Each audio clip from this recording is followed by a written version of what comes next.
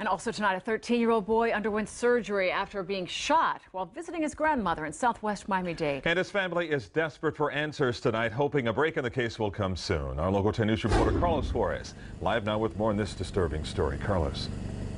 Calvin and Lori, the teen's family said he underwent a second surgery here at Miami Children's Hospital earlier this afternoon. Now, police have very little to go on in the case, and they're expressing growing impatience about the silence coming from neighbors about what may have happened.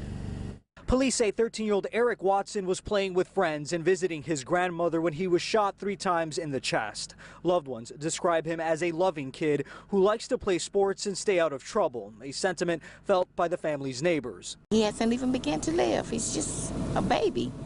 You know, it's a sad situation. Somebody saw something and they need to come step forward and tell. You know, they don't have to put their names out there. Watson was shot near his grandmother's house at Southwest 263rd Terrace and 135th Place in southwest Miami-Dade. The teen was conscious and talking when he was airlifted to Nicholas Children's Hospital and underwent surgery. Every time we get a phone call, our hearts sink.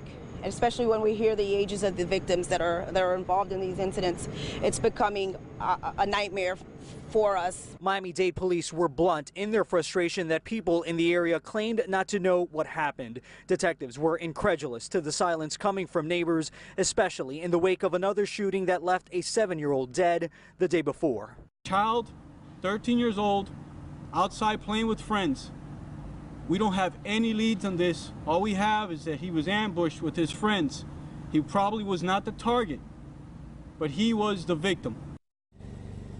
And Miami-Dade Commissioner Dennis Moss, whose district is where both children were shot, echoed the acting director's comments, quote, "Last night when I visited the crime scene, a familiar narrative played out. There was a cone of silence. No one saw anything, no one knew anything, and there were no cooperating witnesses. I repeat my previous position that somebody knows what happened and who did the shooting." At last check, Watson remains in critical condition here at the hospital. We're told he was alert and talking when he was airlifted here to the hospital last night, but it's unclear what information, if any, he provided to detectives. If you have any information that could help out police, you're urged to call Miami-Dade Crime Stoppers at 305-471-TIPS. We're live tonight in southwest Miami-Dade. I'm Carlos Suarez, Local 10 News.